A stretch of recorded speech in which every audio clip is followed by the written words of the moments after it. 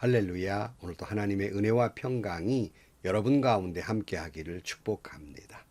오늘도 묵상하는 말씀을 통해서 하나님께서 꼭 내게 하시는 음성, 말씀을 듣는 은혜로운 시간이 되기를 축복합니다.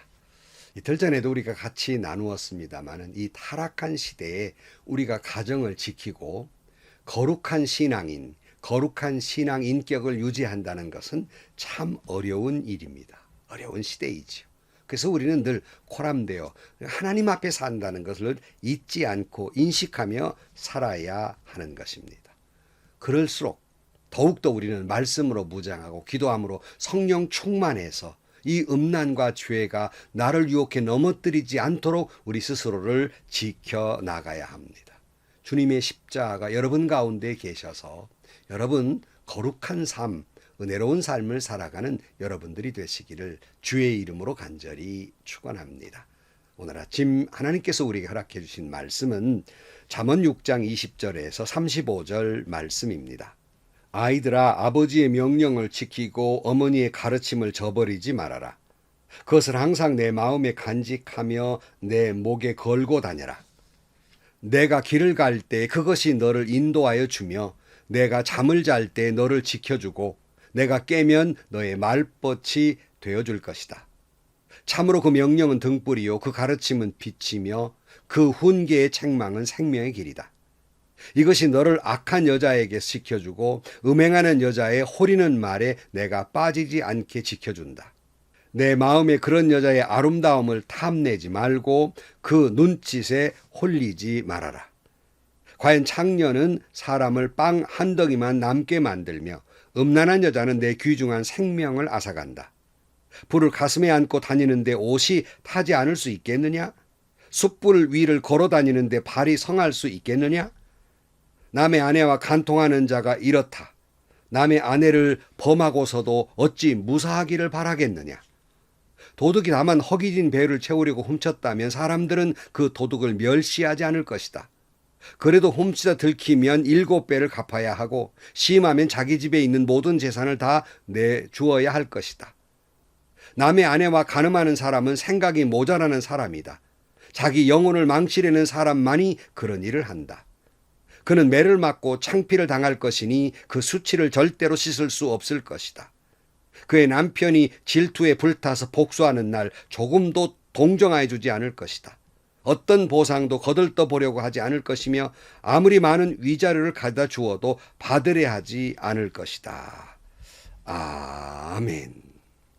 타락한 시대에 우리 거룩한 신앙인으로서 우리 거룩한 신앙을 지켜나가고 가정을 지켜나간다고 하는 것이 여간 어려운 일이 아닙니다. 또 어떤 사람들은 이렇게 음란과 불륜의 죄를 지어놓고도 온갖 변명을 해댑니다. 내 남편 때문에 이랬고 내 아내 때문에 이랬고 뭐 환경이 이랬고 음녀가 그랬고 뭐 다 여러 가지 변명을 합니다. 그러나 여러분, 이런 타락한 음란의 죄를 지은 사람에게는 변명의 여지가 없는 거예요. 지난번에 말씀드린 대로 이 음녀의 유혹이 있을 때 죄를 지지 아니하고 여기에 넘어지지 않는 길은 주랭랑하는 거예요. 36개 하는 겁니다. 그 머뭇거리다가 단호하게 거절하지 못하다가 죄에 빠지고 말고 이건 지혜롭지 못하다 하는 거예요. 특별히 우리가 주님을 생각하고 우리의 부모님을 생각하고 내 아내를 생각하고 내 남편을 생각하고 내 자식들을 생각할 때 결코 그런 음란의 유혹에 넘어지지 아니할 것입니다. 그래서 솔로몬은 내 부모를 생각하라 이렇게 말씀하고 있어요. 20절 말씀. 아이들아, 아버지의 명령을 지키고 어머니의 가르침을 저버리지 말아라. 그것을 항상 내 마음에 간직하며 내 목에 걸고 다녀라. 내가 길을 갈 때 그것이 너를 인도하여 주며 내가 잠을 잘 때 너를 지켜주고 내가 깨면 너의 말벗이 되어줄 것이다. 참으로 그 명령은 등불이요 그 가르침은 빛이며 그 훈계의 책망은 생명의 길이다. 이것이 너를 악한 여자에게서 지켜주고 음행하는 여자의 호리는 말에 내가 빠지지 않게 지켜준다. 그랬어요.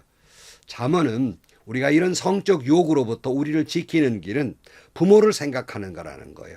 부모님이 내게 주신 아버지의 명령 그리고 어머니의 가르침 이것을 저버리지 않는 것이라고 권면하고 있는 거예요.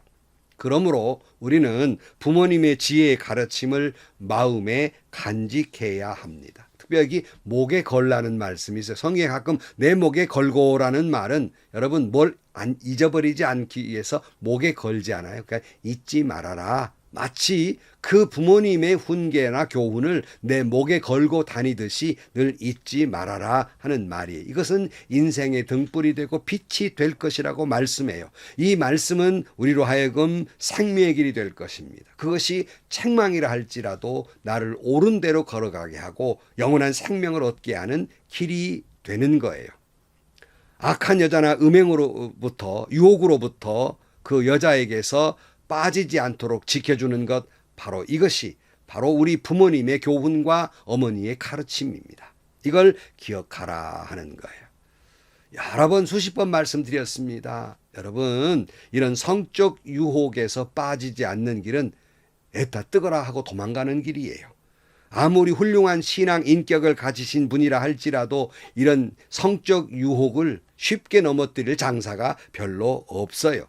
그러므로 처음부터 이런 상황을 만들지 말아야 하고, 또 말씀과 기도로 무장해서 하나님의 말씀이 내 안에, 성령이 내 안에 나를 지키도록, 내 삶을 지배하도록 할 때 우리는 이런 유혹에서 넘어지지 아니할 수 있는 겁니다. 25절, 내 마음에 그런 여자의 아름다움을 탐내지 말고 그 눈짓에 홀리지 말아라. 과연 창녀는 사람을 빵 한 덩이만 남게 만들며 음란한 여자는 내 귀중한 생명을 앗아간다. 불을 가슴에 안고 다니는데 옷이 타지 않을 수 있겠느냐? 숯불 위를 걸어 다니는데 발이 성할 수 있겠느냐? 그랬어요. 여러분, 음녀의 유혹에 그녀의 아름다움을 마음으로 탐내지 말아야 합니다. 또 음녀의 눈짓에 홀리지 말아야 됩니다. 여러분, 다시 한번 말씀드려요. 잘 들어야 됩니다. 음녀의 아름다움을 탐내면 여러분을 결국 빵 한 덩이밖에 남지 않게 할 것이고, 이 홀리는 유혹에 넘어가 버리면 귀중한 생명도 잃는다고 말씀하고 있어요. 그러니까 여러분, 이런 음녀를 마음에 품는 것은, 가까이 하는 것은 마치 불을 가슴에 안고 사는 것 같아서 그 인생이 불타버릴 것이고, 또 숯불 위를 걸어가는 인생처럼 그는 상처투성이가 될 것이다 하는 말이고요. 여러분, 이런 모습은 우리 주변에 얼마든지 이 타락한 인생의 결과를 너무나도 잘 알고 있습니다. 29절, 남의 아내와 간통하는 자가 이렇다. 남의 아내를 범하고서도 어찌 무사하기를 바라겠느냐? 도둑이 다만 허기진 배를 채우려고 훔쳤다면 사람들은 그 도둑을 멸시하지 않을 것이다. 그래도 훔치다 들키면 7배를 갚아야 하고 심하면 자기 집에 있는 모든 재산을 다 주어야 할 것이다. 그랬어요. 언젠가 말씀드렸습니다만 참 입에 담기 싫은 말입니다만은 여성들 분들끼리 이야기하는 가운데에서 그저 애인 두셋 두지 못하면 장애인 중에 장애인이라고 말한다고 그래요. 물론 저는 이런 여성은 극히 일부라고 생각하고, 더욱이 우리 신앙인들은 생각조차 하지 않는 그런 일이라고 생각합니다만은, 여러분, 남편 된 여러분, 내가 남의 아내의 마음으로 탐할 때 내 아내를 어떤 남자가 탐할 수 있다는 걸 생각하지 아니하십니까? 남의 아내 탐내다가 내 아내도 잃어버리고 재산도 생명도 모든 것도 잃어버릴 수 있어요. 그러니 참 어리석은 사람이라는 거예요. 참 지혜 없는 사람이라는 말입니다. 32절, 남의 아내와 간음하는 사람은 생명이 모자라는 사람이다. 자기 영혼을 망치려는 사람만 이런 일을 한다. 그는 매를 맞고 창피를 당할 것이니 그 수치를 절대로 씻을 수 없을 것이다. 그의 남편의 질투에 불타서 복수하는 날 조금도 동정하여 주지 않을 것이다. 어떤 보상도 거들떠 보려고 하지 않을 것이며 아무리 많은 위자료를 가져다 주어도 받으려 하지 않을 것이다. 그랬어요. 한마디로 패가 망신한다는 거예요. 그래서 여러분, 참 우리 마음이 안타까운 것은 귀한 성직자분들 가운데, 존경받는 분들 가운데에서 이 유혹에 넘어져 가지고 목회를 다 망치고 존경도 망치고 많은 사람들에게 실망감을 주는 경우가 얼마나 많아요. 참 안타깝지요. 또 사회에 존경받는 분들 가운데도 이런 실수를 해가지고 그 인생이, 그 존경이 하루아침에 무너져 버리는 것을 우리는 쉽게 볼 수 있지 않겠습니까? 그래도 유혹이 얼마나 강력한지 그걸 뻔히 알면서도 이런 유혹에 넘어진단 말이에요.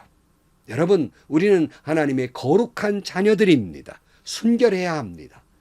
요한일서 3장 3절 말씀에 주를 향하여 이 소망을 가진 자마다 그의 깨끗하심과 같이 자기를 깨끗하게 하느니라 그랬어요. 하나님이 순결하고 말씀이 순결하니 우리도 순결해야 되는 겁니다. 진정 주님을 향하여 소망을 품는 사람은 순결한 삶을 살아야 해요. 성적으로도 신앙적으로도 우리는 순결해야 되는 겁니다.